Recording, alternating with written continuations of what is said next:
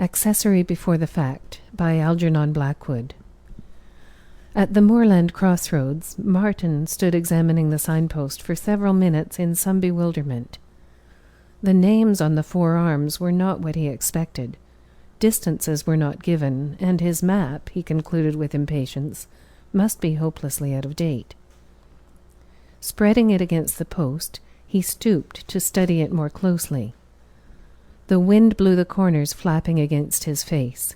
The small print was almost indecipherable in the fading light. It appeared, however, as well as he could make out, that 2 miles back he must have taken the wrong turning.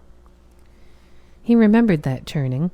The path had looked inviting. He had hesitated a moment, then followed it, caught by the usual lure of walkers, that it might prove a shortcut. The shortcut snare is old as human nature. For some minutes he studied the signpost and the map alternately. Dusk was falling, and his knapsack had grown heavy. He could not make the 2 guides tally, however, and a feeling of uncertainty crept over his mind. He felt oddly baffled, frustrated. His thought grew thick. Decision was most difficult. "I'm muddled," he thought. "I must be tired," as at length he chose the most likely arm. "Sooner or later it will bring me to an inn, though not the one I intended." He accepted his walker's luck and started briskly. The arm read, "Over Littersea Hill," in small, fine letters that danced and shifted every time he looked at them, but the name was not discoverable on the map. It was, however, inviting, like the shortcut. A similar impulse again directed his choice, only this time it seemed more insistent, almost urgent. And he became aware then of the exceeding loneliness of the country about him. The road for 100 yards went straight, then curved like a white river running into space. The deep blue-green of heather lined the banks, spreading upwards through the twilight, and occasional small pines stood solitary here and there, all unexplained. The curious adjective, having made its appearance, haunted him. So many things that afternoon were similarly unexplained. The shortcut, the darkened map, the names on the signpost, his own erratic impulses, and the growing strange confusion that crept upon his spirit. The entire countryside needed explanation, though perhaps interpretation was the truer word. Those lonely little trees had made him see it. Why had he lost his way so easily? Why did he suffer vague impressions to influence his direction? Why was he here, exactly here? And why did he now go over Littersea Hill? Then, by a green field that shone like a thought of daylight amid the darkness of the moor, he saw a figure lying in the grass. It was a blot upon the landscape, a mere huddled patch of dirty rags, yet with a certain horrid picturesqueness too, and his mind, though his German was of the schoolroom order, at once picked out the German equivalents as against the English. Lump and lumpen flashed across his brain most oddly. They seemed in that moment right, and so expressive, almost like onomatopoeic words, if that were possible of sight. Neither rags nor rascal would have fitted what he saw. The adequate description was in German. Here was a clue tossed up by the part of him that did not reason, but it seems he missed it, and the next minute the tramp rose to a sitting posture and asked the time of evening. In German he asked it, and Martin, answering without a second's hesitation, gave it, also in German. Halb sieben, 6:30. The instinctive guess was accurate. A glance at his watch when he looked a moment later proved it. He heard the man say, with the covert insolence of tramps, "Thank you, much obliged." For Martin had not shown his watch. Another intuition subconsciously obeyed. He quickened his pace along that lonely road, a curious jumble of thoughts and feelings surging through him. He had somehow known the question would come, and come in German, yet it flustered and dismayed him. Another thing had also flustered and dismayed him. He had expected it in the same queer fashion. It was right. for when the ragged brown thing rose to ask the question, a part of it remained lying on the grass, another brown, dirty thing. There were 2 tramps, and he saw both faces clearly. Behind the untidy beards, and below the old slouch hats, he caught the look of unpleasant, clever faces that watched him closely while he passed. The eyes followed him. For a second he looked straight into those eyes, so that he could not fail to know them. And he understood, quite horridly, that both faces were too sleek, refined, and cunning for those of ordinary tramps. The men were not really tramps at all. They were disguised.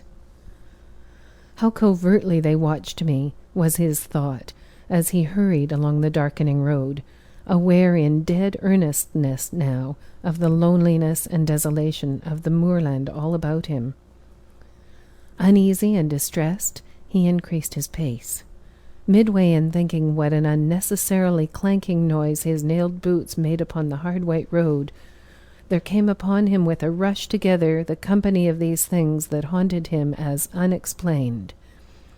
They brought a single, definite message, that all this business was not really meant for him at all, and hence his confusion and bewilderment, that he had intruded into someone else's scenery, and was trespassing upon another's map of life. By some wrong inner turning, he had interpolated his person into a group of foreign forces which operated in the little world of someone else. Unwittingly, somewhere, he had crossed the threshold, and now was fairly in, a trespasser, an eavesdropper, a peeping Tom.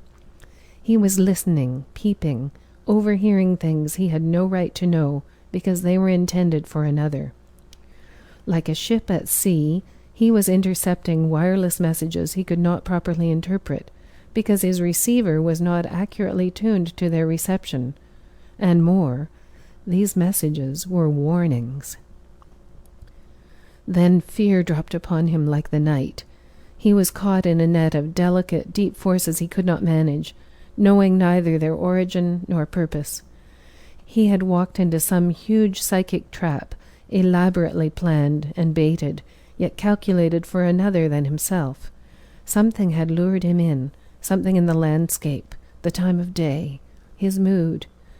Owing to some undiscovered weakness in himself, he had been easily caught. His fear slipped easily into terror. What happened next happened with such speed and concentration that it all seemed crammed into a moment. At once and in a heap it happened. It was quite inevitable.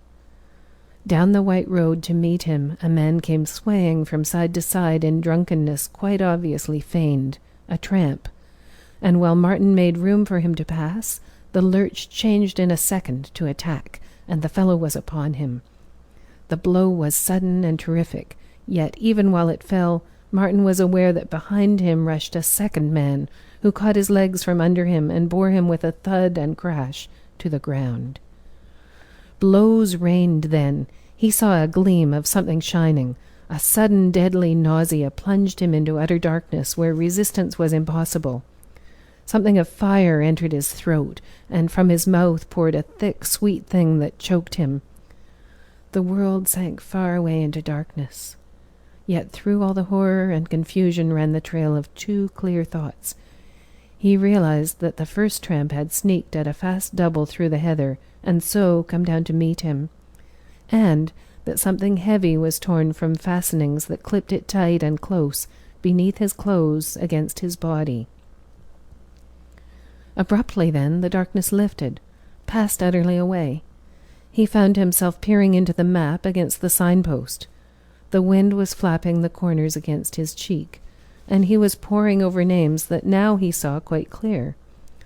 Upon the arms of the signpost above were those he had expected to find, and the map recorded them quite faithfully. All was accurate again, and as it should be.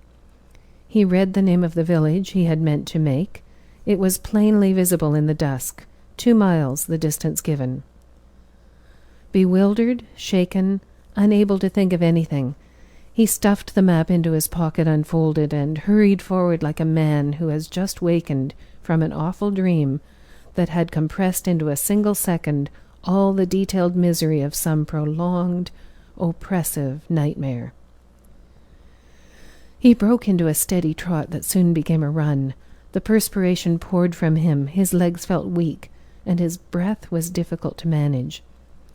He was only conscious of the overpowering desire to get away as fast as possible from the signpost at the crossroads where the dreadful vision had flashed upon him.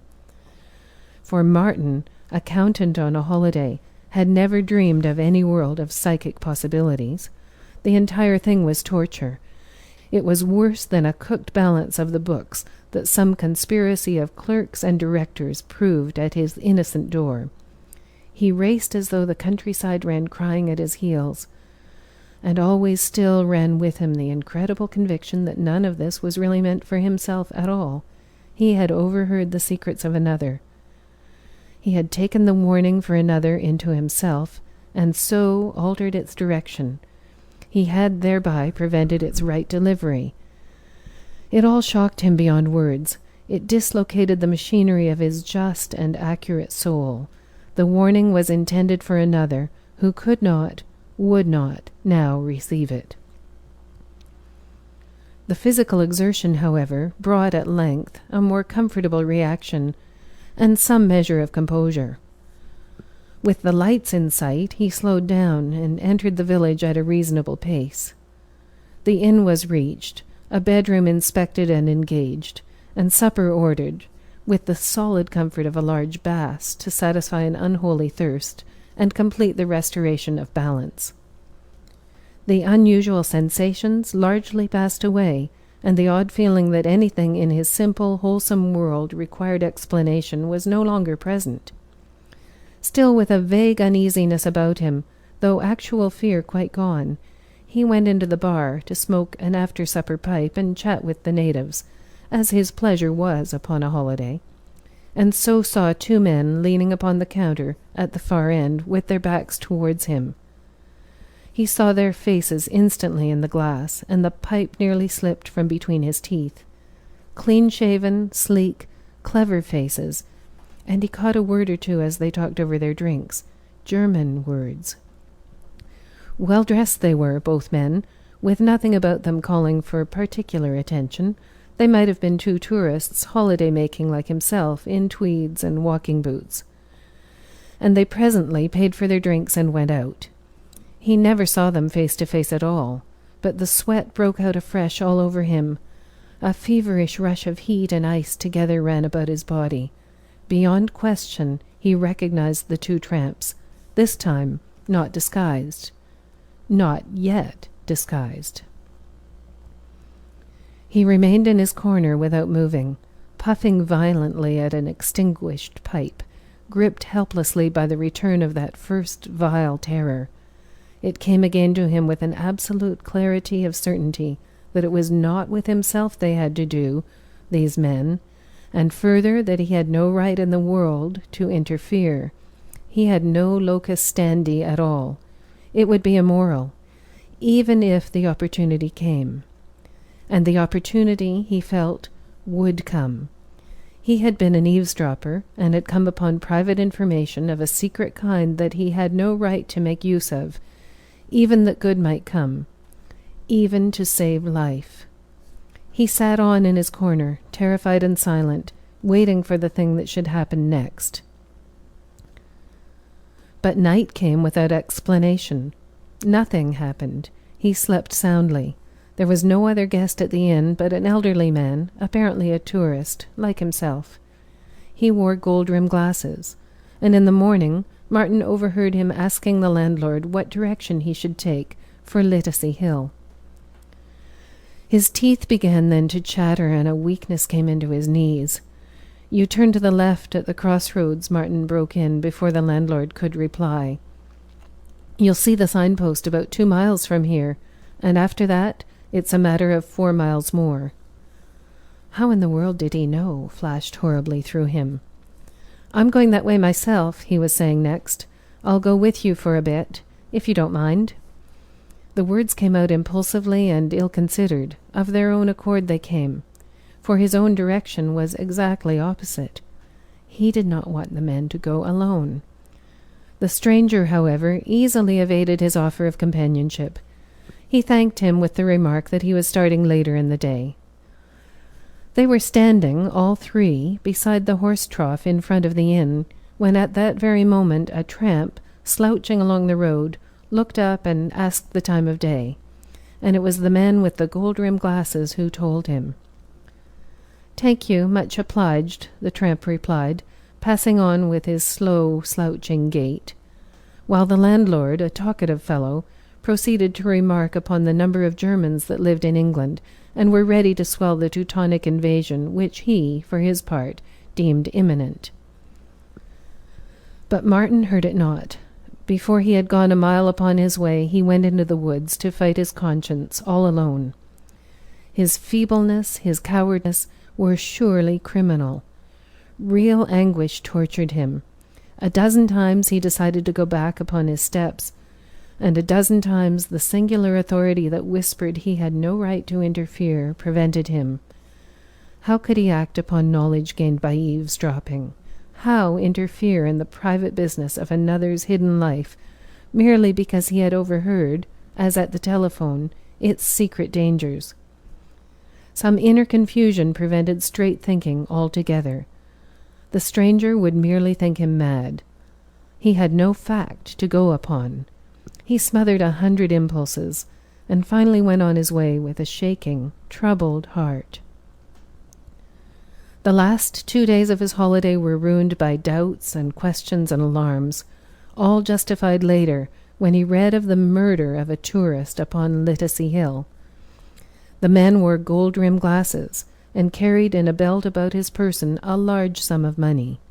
His throat was cut, and the police were hard upon the trail of a mysterious pair of tramps, said to be Germans. End of Accessory Before the Fact.